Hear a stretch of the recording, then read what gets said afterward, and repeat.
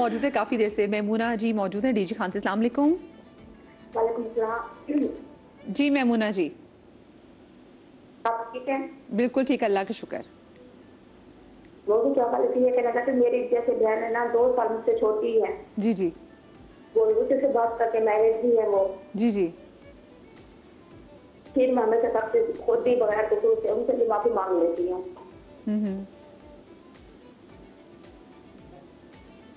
बस। अच्छा, आप ये कह रही हैं आपकी बहन 2 साल छोटी है, आपसे बदतमीजी भी करती है लेकिन फिर माफी मांग लेती है। बदतमीजी किस बात पे करती है ज्यादा?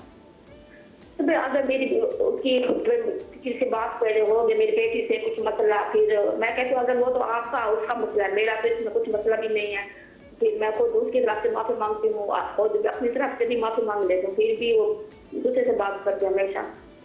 करिए मैं माफी मांग लेती हूँ बेटी की तरफ से भी अपनी तरफ से भी कि बात को खत्म करो, लेकिन वो गुस्से में ही रहती है। गुस्से में ही रहती तो यार मेरे बचपन से साथ ऐसे ही करते हैं मेरे साथ। भाई भी किसी से बात करते हैं साथ भी।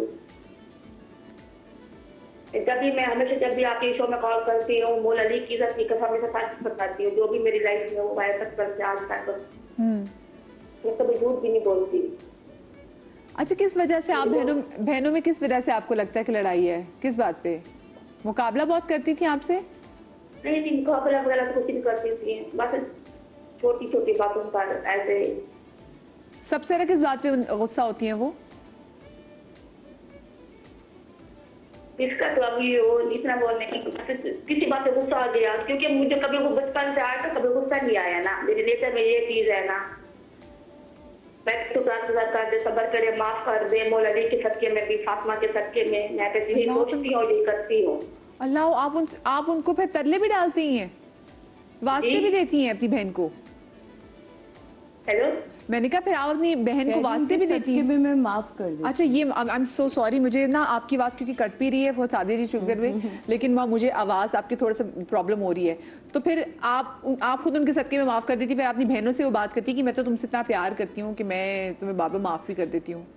मुझसे से बात कर लेते, उन्हें पता भी है हमारी बहन बीमार है, शुगर पेशेंट है, ब्लड प्रेशर है उसे, तब भी उन्हें किसी चीज का एहसास नहीं होता। मैं हमेशा सबकी मदद करती हूँ, करती हूँ हर लिहाज से। चले, पैसों की जरूरत होती है, मैं उसकी भी हेल्प करती हूँ, सबकी। चले, बहुत शुक्रिया आपकी कॉल का। बीना जी, आप मुझे बताएं वैसे व्हाट शुड बी डन कि अगर आप देखें कि आपने बहन भाइयों से इतनी जान मार रही हैं। अब मैं जैसे पहले भी कॉल आई थी ना, और उससे पहले भी जो कॉल आई थी, तो उसमें ना कहीं वो थी कि हम तो इतना करते हैं, ये क्यों नहीं कर रही? वो एक्सपेक्टेशंस का आंसर भी इसमें शामिल है। लेकिन वही बात कि आप जब आप डोर मैट बन जाओगे तो अगला फिर आप पे स्टेप ऑन ही करेगा। अच्छा देखिए, कुछ रिश्ते ऐसे होते हैं जिनसे आप दूर रह नहीं सकते। अगर आप दूर रहते हैं तो खुद टूटते हैं। तो आप अपने आप को उस टूटने से बचाने के लिए, चाहे बहन भाई चाहे जिस तरह का भी बिहेव कर रहे हैं, ये तो फिर किस्मत की बात है। तो आप अपने आप को टूटने से बचाने के लिए वैसे ही रहते हैं, उनसे मोहब्बत करते रहते हैं। तो ये सोचना है कि जितनी मोहब्बत या जितनी केयर मैं कर रही हूँ या कर रहा हूँ सामने से भी वैसी ही मिलेगी, तो ये तो 5 उंगलियां बराबर नहीं है, तो ये कैसे हो सकता है? और फिर हर इंसान की सोच अलग, ज़र्फ अलग। ज़र्फ होना बहुत ज़रूरी है कि आपको किसी ने 1 गुना इज्जत दी है तो आप 10 गुना देते हैं। तो कुछ ना इमाम मुत्तकियान का कॉल है कि आपने किसी का ज़र्फ आजमानो तो आप उसको इज्जत हो, अगर वो जवाब में आपको इज्जत दे रहा है तो वो बुलंद ज़र्फ का, लेकिन अगर खुद को कुछ समझने लग जाए तो वो कम ज़र्फ है। और कुछ बहन भाई ऐसे होते हैं कि वैसे तो वो आपसे मोहब्बत कर रहे होते हैं, लेकिन उनमें थोड़ी सी लाउबाली होती है बचपन से ही। और आपको उस नेचर का भी पता होता है कि मेरी इस बहन की ये नेचर है, इस भाई की ये नेचर है, तो आप उसको इग्नोर कर दें। लेकिन कुछ जगहों पे जहाँ आपको लगता है कि नहीं, यहाँ मेरे साथ ज्यादती हुई है और दीदा दनिस्ता हुई है और बहुत बड़ी हुई है, तो आपका दिल टूटता है। मुझे तो आप वैसे क्या कहते हैं, जैसे अगर कभी बहनों को, ऑफ कोर्स बहन भाई में 100 इख्तलाफात होते हैं, अगर हम कहेंगे नहीं होते बहुत अच्छी, तो ऐसा नहीं है, तो आप फिर डील कैसे करती हैं? खामोश हो जाती हैं, क्या करती हैं? मैं खामोश हो जाती हूँ। मुझे अगर किसी की कोई बात बुरी लगती है तो मैं एक वॉइस नोट करती हूँ कि ये हुआ है, खुदा हाफिज, और उसके बाद में लंबी से आप अगले की जान निकाल देते हैं, यानी फिर लंबी खामोशी जो है रजिस्टर करवाना चाहिए कि ये आपने किया है, अब मैं मुझसे उम्मीद मत रखिएगा, खुदा हाफिज, और एक लंबी खामोशी। फिर मामले में बहुत पक्की हूँ कि फिर सालों भी गुजर जाएं तो गुजर जाएं फिर, लेकिन आप अपनी गलती मानेंगे, उसको सुधारेंगे, तो मैं फिर वैसी की वैसी हूँ और मैं एक लम्हे में बात को भूल जाती हूँ। लेकिन अगर आप अटके रहेंगे कि नहीं मैं तो ठीक हूँ और मैंने गलत करके भी मैं ठीक हूँ, तो फिर आप अपने घर खुश, मैं अपने घर खुश, मुझे आपसे कोई गिला नहीं है। मैं फिर 2 नफल नमाज पढ़ के बाकायदा दुआ मांगती हूँ कि अल्लाह में इस दुख से निकाल देना, क्योंकि बहन भाइयों की तकलीफ होती है, इमोशन इन्वेस्टमेंट है। तो आप कहें, आप दुआ मांगें कि अल्लाह में इस दुख से मुझे निकाल दें, तो आप 2, 4, 5 दिन बाद उस दुख से रिलीफ मिलना शुरू हो जाता है। जब दुख से रिलीफ मिलता है तो आप सुकून की जिंदगी गुजार, फिर आप नॉर्मल हो जाते हैं। वो नॉर्मल एटलीस्ट आपको लगता है नॉर्मल हो गए। कॉलर हमारे साथ मौजूद है समीना। अस्सलाम वालेकुम। वालेकुम अस्सलाम। जी समीना। वालेकुम। बस आपका टॉपिक बहुत अच्छा है और बहुत सारी बातें हो रही हैं आपके प्रोग्राम में। जी। तो ऐसा नहीं है कि बहन भाइयों में नहीं होता, हर जगह होता है, अव्वल से है अब तक रहेगा। बिल्कुल। तो लेकिन यह है कि मेरे साथ भी कुछ ऐसा ही था और कुछ चीजें ऐसी बहनों वगैरह में हो गई कि जिसकी वजह से बहुत सारी प्रॉब्लम क्रिएट हुई, यानी रिश्ते हमारे बच्चों तक, घरों तक चले गए। यानी ये बातें कि हमारे बच्चों के रिश्ते खराब हो गए। लेकिन जैसे अभी इन्होंने कहा ना, अब इससे पहले जो कह रही थी कि मैं खामोशी इख्तियार कर लेती हूँ और ये वो, तो मैं टोटल इस चीज के अगेंस्ट हूँ। मैं बड़ी बहन हूँ और छोटी बहन से हुआ 5 साल तक मैं उसको मनाती रही, क्योंकि हम अहादीस की बात करते हैं, बहुत सारी चीजें, तो अल्लाह ताला ने 3 दिन से ज्यादा नाराजगी के लिए मना किया है। तो आपकी जो छोटी बहन है वो आपसे नाराज हुई थी? जी, मुझसे मेरी छोटी बहन, और वो मतलब बहुत शदीद। वैसे किस बात पे नाराज हुई थी समीना जी? वो मैं इस टाइम पे नहीं बता सकती। लेकिन उसमें गलती आपकी थी, आपको लगता है? नहीं, गलती मेरी नहीं थी, मैं आपको यही बता रही हूँ।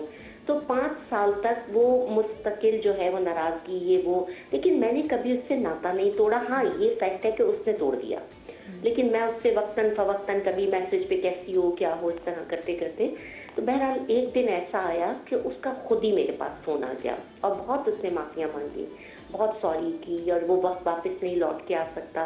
तो हम जो बड़े हैं ना, गलतियां सब करते हैं, लेकिन होता क्या है कि हम सेल्फ रिस्पेक्ट के चक्कर में ना, कि मेरी बहुत इज्जत है तो मैं नहीं झुकूंगा, तो ये रिश्ते टूटते जाते। मैं हर एक की बात कर रही हूँ।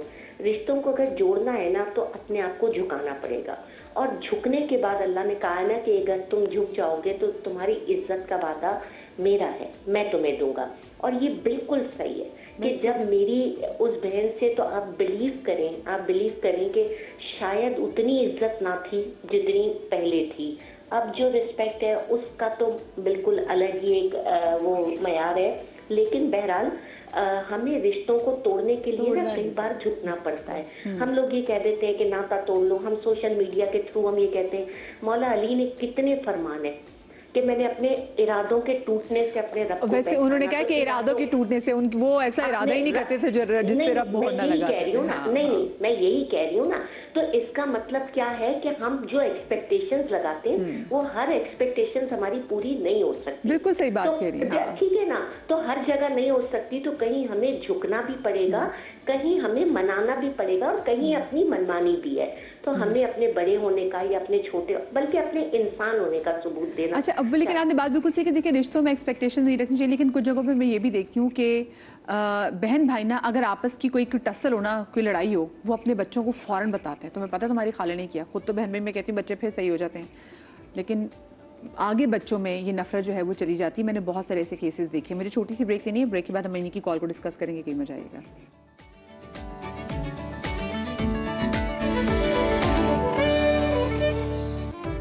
Welcome back after the break. और ब्रेक के बाद हमारे साथ एक केस भी मौजूद है, आयशा। अस्सलाम वालेकुम आयशा। आयशा, आप लोग कितनी बहनें हैं? आयशा करीब रखिएगा। जी, हम 2 बहनें और एक भाई है हमारा। और माशाल्लाह हम दोनों बहनें बचपन से यानी साथ अच्छे से माशाल्लाह बहुत इतने अच्छे हमारे ताल्लुकात थे कि बहुत, मैंने अपनी बेटी भी उन्हें दे दी। हर चीज़ उनकी अच्छी मुझे लगती थी, मैं उसको बहुत गुड़ियों की तरह रखती थी, यानी समझ लें 4-5 साल का डिफरेंस था। और बेटी भी यकीनन इसलिए दी होगी कि बहनों का बॉन्ड और मजबूत हो जाएगा कि अपने घर में जाएगी, गैरों में नहीं जाएगी, तो अच्छा है कि अपने आपस में मोहब्बत है बहनों में। तो ये आहिस्ता आहिस्ता मुझे पता चला कि वो बहन जो मेरी इतनी चाहिए थी, लाडली बहन थी, जिसे मैंने अपना दिल का टुकड़ा उसे दे दिया था, तो जब वो मुझे बताती कि मम्मा आपके साथ तो खाला जान का ऐसा है वो है, मैं कहती नहीं बेटा ऐसी बात नहीं है, तुम्हें मिसअंडरस्टैंडिंग हो रही है, तुम गलत समझ रही हो। बहुत सारी जगहों पे वो खुल खुल के आहिस्ता आहिस्ता समझ आ गई, यानी सास भी वो बन गई और उसके बाद वो मेरी समझ लें एक तरह से दुश्मन निकली। जैसे आस्तीन में एक सांप पालते हैं ना, दूध पिलाते हैं उसको, पालते हैं, तो वो मैं तो समझ यकीन नहीं आता था मुझे कि ये इस तरह भी हो सकता है। मैंने अपनी बहन को समझ लें अपने निवाले खिला खिला के उसको बड़ा किया, उसको जो गिफ्ट अपने लिए लाती थी उसी को देती थी। तो मैंने अम्मी से पूछा, अम्मी आखिर ऐसी क्या बात है, जब भी मेरी बच्ची आती है तो बहुत उदास होती है, उसको क्या मसला है? तो उन्होंने बताया कि पूछूंगी क्या मसला है, तुमने तो दोनों इतनी अच्छी थी, दोनों की बॉन्डिंग बहुत अच्छी थी। तो ये होते होते ना कहीं आ रही है जा रही है तो उसको रोक रही है नहीं जाना, और बाजी तो ऐसी हैं, बाजी के साथ तो हमेशा। अच्छा, फिर मैंने रीज़न मालूम करने के लिए अपनी बेटी से कहा कि बेटा कुछ तो पता चले ना, कि आखिर क्या है, तुम मालूम करना खाला से, अपने हस्बैंड से। उनका बेटा भी बहुत अच्छा था माशाल्लाह। तो उसने बताया कि मम्मा वो कहती है कि आपको ज़्यादा प्यार करते थे सब, मम्मा नाना अब्बू भी और दादा भी और सब, यानी मैं फैमिली में बड़ी थी तो मेरी हर चीज़ को अप्रिशिएट करते थे। और अब्बू यहाँ तक कि मुझे अपने घर का खर्चा भी मेरे हाथ में देते कि तुम बहुत अच्छे से चलाती हो, तो इसलिए मैं शुरू से ऐसी थी। उनको वो बात ज़्यादा अभी तक ऐसी महसूस हुई? कपड़े आप इतने अच्छे बना के पहनती हैं, यानी तरीका और सलीके में मैं ज़्यादा थी, वो कम थी। और उसके बाद ये कि उनकी शादी मुझसे पहले हो गई थी, मेरी उसके बाद 2 साल बाद हुई थी। तो माशाल्लाह आगे पीछे शादियाँ हुई थी तो बच्चे भी इसी तरह थे। तो मैंने कहा चलो अच्छी बच्ची है, मेरी घर की अपनी बेटी है और उसका बेटा है, एक ही बात है। तो उसने कहा कि नहीं मम्मा, वो बहुत आपको मुझे टीज़ करती हैं आपकी तरफ से लेके ना, कि आप जो हैं उनको यानी आने जाने पे भी बहुत रोक टोक करती थी मेरी बहन। ये देखिए, ये जो आपस में बहनों की वो बात है कि अगर बहन को कोई मसला था तो एक तरीके से इनको तो कुछ नहीं कह सकी, पर हाँ इनकी बेटी के साथ जो है ना वो जब वो सास बन गई है तो फिर हम देख रहे हैं कि कहीं ना कहीं जो दिल की बात है वो बेटी पे जाने निकल रही है, क्योंकि वो एक तरीके से कमज़ोर है ना, ये बड़ी थी, इन पे रोक नहीं जमा सकती थी। तो ज़रा मुझे से बताइएगा, और दूसरा बाउंड्रीज़ को सेट करना कितना इंपॉर्टेंट। जैसे वो हमारी पहले कॉलर भी थी, उन्होंने कहा कि 5 साल में अपनी छोटी बहन को मनाती रही हूँ। 5 साल का टाइम बहुत बड़ा होता है, दुनिया कुछ से कुछ हो जाती है 5 सालों में। बाउंड्री सेट करना कितना इंपॉर्टेंट है?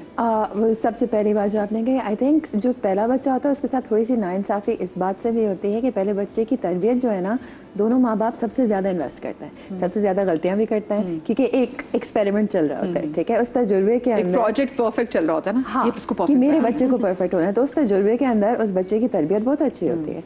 मगर जब तक दूसरा या तीसरा बच्चा आता है, वो थोड़े से माँ बाप भी रिलैक्स हो जाते हैं कि अब आता है करना। हाँ। तो काफ़ी चीज़ें जो पहले बच्चे के साथ की होती हैं वो अगले बच्चे के साथ नहीं जैसे होती हैं। पहले बच्चे ने जो पहला कदम रखा होता है वो पूरा फिल्म भी कर रहे होते हैं ना, दूसरे बच्चे ने जो पहला वर्ड होता है वो याद नहीं होता। अच्छा, हाँ, हो गया ना। हाँ, तो उस कैजुअल एटीट्यूड में ना क्या होता है कि पहले बच्चे को भी लगता है कि हमारे साथ तो बड़ी रोक टोक थी, ये तो जब भी बाहर जाती है आप इसको मना भी नहीं करते, तो वो भी एक चीज़ है।